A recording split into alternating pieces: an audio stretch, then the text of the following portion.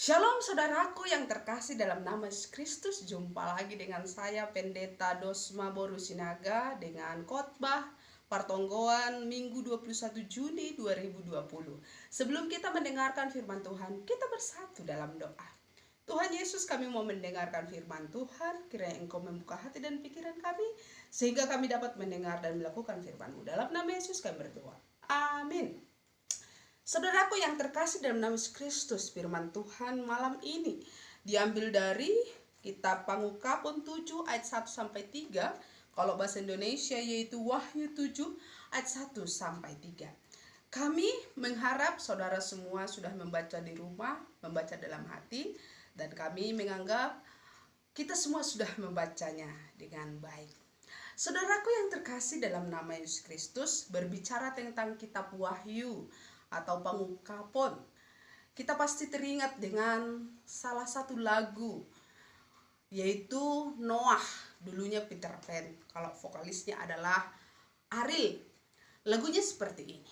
Tak ada yang abadi, tak ada yang abadi. Nah, lagu rohani Simalungun juga ada yang menggambarkan tentang kitab Wahyu. Dia mengatakan begini. Nalau salpu doganum dudiaun langadong na totap itanon taring do haganum nahina holongan min anggoro man Tuhanin mandilohan. Bapak Inang, tak ada yang abadi di dunia ini. Manusia yang cantik, dunia yang penuh kenikmatan, tak ada yang abadi.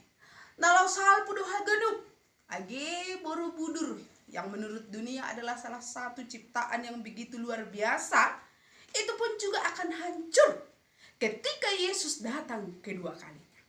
Nah, berbicara Yesus datang kedua kali untuk menghakimi manusia yang berdosa dan yang percaya, untuk menghancurkan bumi ini. Kapankah kira-kira dia datang? Di dalam Alkitab tidak menjelaskan dia kapan datang. Seperti yang dikatakan beberapa orang, dia datang tanggal segini, bulan segini, tahun segini. Tapi Tuhan Yesus mengatakan, saya datang seperti pencuri. Tapi saya hanya mengatakan bagaimana proses penghakiman ketika Yesus datang kedua kali. Proses penghakiman sebelum dunia dihancurkan, inilah yang diceritakan oleh Yohanes ketika dia terbuang di Pulau Patmos. Kita tahu Yohanes ini adalah hamba Tuhan. Dia bukan menghayal, tapi dia memang benar-benar mendapat penglihatan, dan sumbernya itu adalah dari Tuhan. Di dalam penglihatannya, dia melihat bagaimana Tuhan prosesnya untuk menghukum manusia, untuk menghancurkan dunia ini. Nah, di dalam teks kita ini diceritakan bahwa ada 4 malaikat yang disuruh Tuhan untuk mau menghancurkan dunia ini. Ada 4 titik untuk memegang angin, dan angin itu akan dibiarkan sehingga dunia ini akan hancur. Bagaimanapun mewahnya, bagusnya gedung akan hancur. Tapi ada 1 malaikat yang disuruh Tuhan juga. Dan malaikat itu mengatakan, hai 4 malaikat, stop dulu. Jangan dulu hancurkan dunia ini.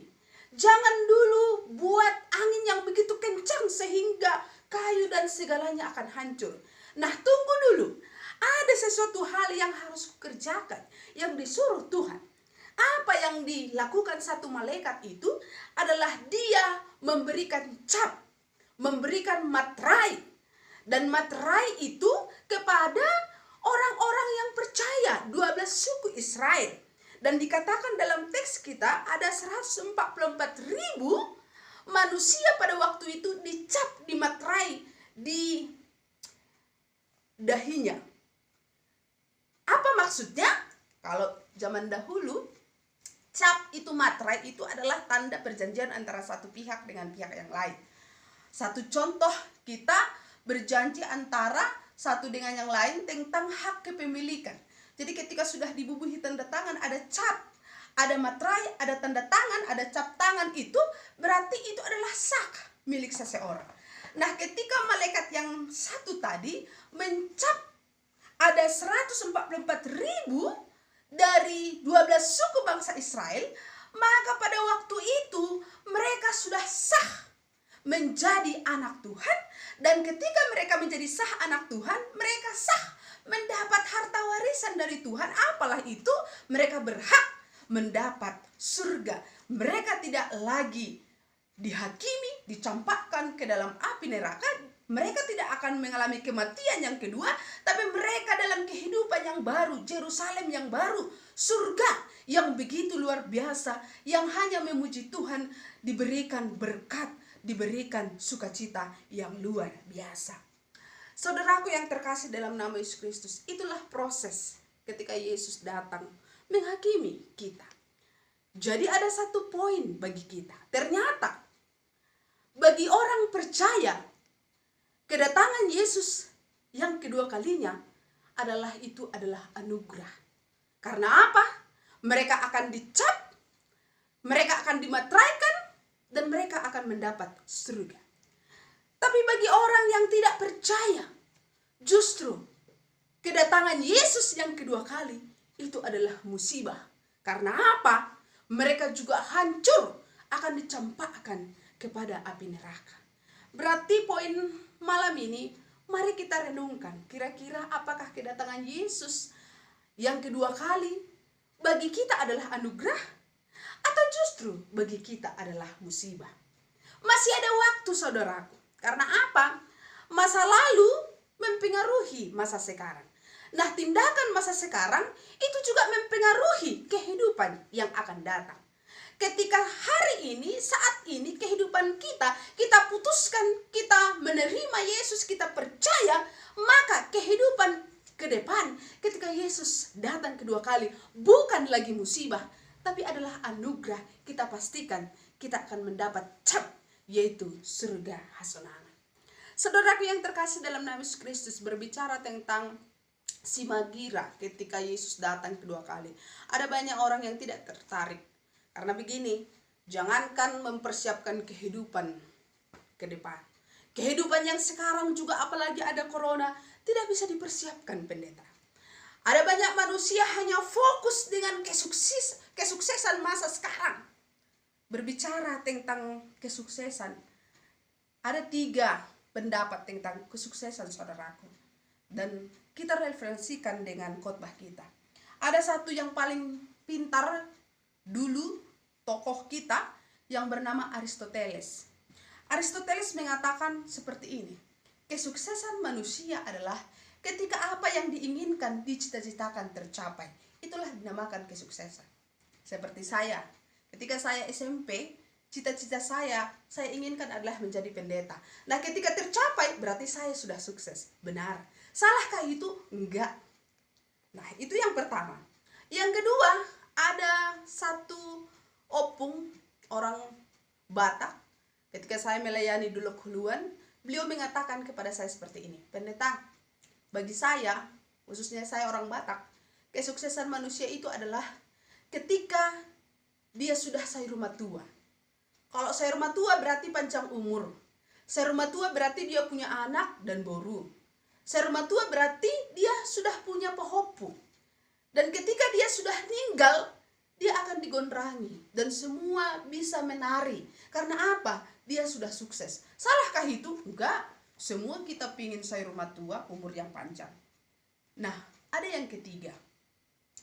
Kesuksesan berdasarkan firman Tuhan. Kesuksesan adalah bukan seberapa banyak umur kita, seberapa banyak uang kita, seberapa banyak yang kita inginkan tercapai. Tapi kesuksesan adalah ketika kita hidup, kita memiliki kualitas iman yang luar biasa. Dan ketika kita mati, detik-detik kita mati dalam Tuhan, tetap punya iman, maka kita akan memperoleh kesuksesan. Karena Yesus datang kedua kali, kita dicap dan kita akan mendapat surga hasonangan. Seperti dikatakan Wahyu 14 ayat 13, martuah dona mahate ibagas Tuhan in. Berbahagialah orang yang mati di dalam Tuhan. Kesuksesan yang ketiga adalah ketika hidup kita mau pendek, mau panjang, sayur matua, mau sukses, tapi hidup kita ini betul-betul berkualitas iman sampai napas terakhir kita, maka disitulah kita meraih kesuksesan karena kita mendapat cap surga hasanah. Saudaraku yang terkasih dalam nama Yesus Kristus, mari kita pikirkan kesuksesan yang mana yang sudah kita dapatkan. Saya tidak mengatakan kesuksesan Aristoteles itu salah, enggak, itu benar. Tapi saudaraku, jangan hanya kita fokus kesuksesan yang sekarang yaitu Aristoteles. Karena apa? Nalau salbu doganu dunia, semua jabatan, uang kita, cita-cita kita, semuanya akan ditinggalkan. Salah satu kisah nyata, kalau kita punya mobil yang begitu mahal, 2 miliar, entah berapa miliar, saya tidak tahu, kita pakai kemana-mana, tapi ketika kita mati, membawa kita dari rumah sakit sampai ke liang lahat, apakah mobil kita yang 2 miliar, 3 miliar? Saya tidak pernah melihat seperti itu. Apapun ceritanya, siapapun yang mati, berapapun hartanya, berapa banyak pun mobilnya, tetap kalau sudah mati, dia hanya dibawa ambulan. Wih, wih, wih. Dan mungkin ambulan itu tidak semewah mobilnya ketika dia hidup. Tapi mungkin ambulannya sudah tahun tinggi. Selama saya pendeta tidak ada satupun ketika dia mati dikuburkan dengan emasnya, dikuburkan dengan semua hartanya, tidak ada. Karena bahaya, ketika dimasukkan dengan emas, harta dilihat semua orang, maka terjadi perampokan. Saudaraku, perlukah kesuksesan Aristoteles? Perlu. Karena kita masih ada dunia. Tapi jangan hanya itu saja yang kita pikirkan sekarang. Karena itu, nalo salpu dohagano. Yang kedua, perlukah kesuksesan yang dikatakan opung tadi saya rumah tua? Perlu. Kita bahagia kalau kita punya cucu, kita digondrangi. Makanya di musim corona ini ada banyak yang terluka, ada banyak yang sedih. Karena apa? Tidak bisa digondrangi. Amang, Bapak Kin, sudah ada cucu lengkap-lengkip, uang ada untuk memberikan batu demban kepada tondong, tapi karena corona dilarang pesta adat. Mereka sangat kecewa, karena memang sebagian orang Batak ketika saya rumah tua digondrangi itu adalah bagian kebahagiaan juga, karena itu adalah adat. Saudaraku, pentingkah itu? Penting. Tapi bukan hanya kesuksesan manusia ketika kita saya rumah tua mati digondrangi, tidak jaminan naik ke surga, tidak jaminan. Tapi ketika kita punya iman, mau kita meninggal cepat, mau saya rumah tua, tapi dia punya iman, maka dia akan mendapat surga hasanah. Baru-baru ini saya melakukan HBN dan belajar juga untuk saya. Saya katakan aja keluarga Pak Robert Damanik dari Jakarta. Jadi kebetulan bapak ini di Jakarta. Orang tuanya tinggal di desa dengan saudara-saudaranya. Kebetulan saudara-saudaranya ada yang agama Muslim, tapi mereka tetap toleran. Kemudian datang ke rumah mengatakan, tolong di HBN mama saya karena sudah agak tua tapi masih sehat. Dan tolong dipanggil sektor sana untuk melakukan ibadah, untuk mendoakan mama saya. Dan terjadilah. Tapi dalam hatiku begini, bapak ini bukan hanya menyiapkan harta rumah kepada orang tuanya. Bapak ini bukan hanya mendoakan orang tuanya biar saya rumah tua, biar sukses, biar nanti kalau meninggal digondrangi. Tapi beliau juga memperhatikan kualitas iman inang itu. Kenapa dia jauh-jauh dari Jakarta menyuruh saya mendoakan inang itu, marhaben, memastikan inang itu bukan hanya sukses secara Aristoteles, semua keinginannya tercapai, sukses secara orang Batak, saya rumah tua, tapi sukses juga di hari tuanya. Anaknya harus memastikan orang tuanya itu betul-betul punya iman. Dan ketika mati pun mati di dalam Kristus. Ketika itu anaknya merasakan bahwa orang tuanya meraih kesuksesan yang sesungguhnya. Saya sangat terharu. Mertua saya hanya bertanya apakah sehat. Apakah masih ada uang? Demikian juga orang tua saya. Terkadang saya gak sampai berpikir bagaimana kualitas imannya, padahal saya adalah seorang pendeta. Tapi ada juga ternyata di sekeliling kita memperhatikan orang tuanya, bukan hanya agar saya rumah tua panjang umur, tapi memperhatikan imannya. Karena kesuksesan yang sesungguhnya adalah ketika kita punya kualitas iman yang luar biasa. Saudaraku yang terkasih dalam nama Yesus Kristus, memang tidak dipungkiri, karena dunia ini kadang kita hanya fokus bagaimana hidup kita bahagia, hidup kita sukses. Demikian juga kita para orang tua. Kita berpala-pala ke ladang cari kerja, beli tanah, beli rumah, agar kita menyiapkan semua kebutuhan dari anak-anak kita, keturunan kita. Kadang kita berpikir ketika anakku sudah kuliah tinggi, sekolahnya bagus, punya pekerjaan yang baik, dan ketika saya mati, saya sudah menyiapkan semua tanah, maka mereka akan sukses dan bahagia. Ternyata tidak, saudaraku. Saudaraku yang terkasih, ada satu ilustrasi menggambarkan apa yang sebenarnya yang paling penting ditanamkan kita kepada anak kita. Jadi ada satu inang, satu ibu, dia punya 2 anak. Ibu ini memang betul-betul takut akan Tuhan, dia sungguh-sungguh punya iman. Tapi inang ini pun dia punya kesuksesan yang luar biasa. Dia memang kebetulan memiliki banyak harta, tapi dia tidak lupa dengan iman dia. Jadi detik-detik terakhirnya dia panggil kedua anaknya dan kedua anak menantunya. Dia mengatakan begini, aku akan meninggal. Pesan saya kalian baik-baik. Nah, sekarang saya akan membagi warisan saya. Nah, ladang dari sini, ini, rumah di sini, ini, sudah selesai. Nah, ada satu pesan terakhir. Tapi ada lagi satu hartaku yang luar biasa, yang kalian harus miliki. Kalau kalian miliki itu, kekayaan kalian sampai lebih dari 7 keturunan. Kebahagiaan kalian lebih dari 7 keturunan.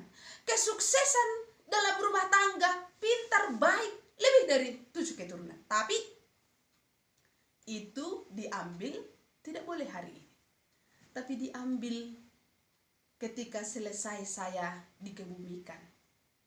Selesai dikebumikan, silahkan ambil. Tempatnya adalah di bawah tataring.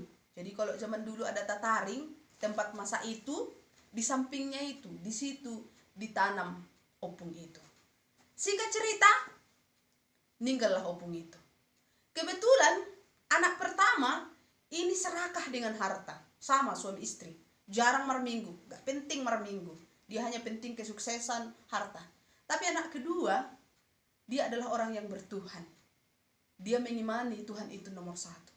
Kalau anak pertama semenjak di situ ninggal ibunya, dia tidak konsen, dia hanya memikirkan, wah, selesai mama dikebumikan, saya akan menjadi kaya, 7 keturunan kata mama, wah saya akan kaya. Yang dibayangkan di dalam peti itu adalah emas batangan yang tidak akan habis sampai 7 keturunan. Tapi kalau anak yang kedua, dia hanya berpikir, ya sudahlah, saya ikhlaskan mama saya berdoa, hanya itu, okelah. Kalau nanti pesan mama setelah dikuburkan, saya akan melihat apapun itu, ya sudahlah, ya kembali kepada Tuhan. Nah, ketika datang tondongnya anak pertama, dia pun tidak konsen.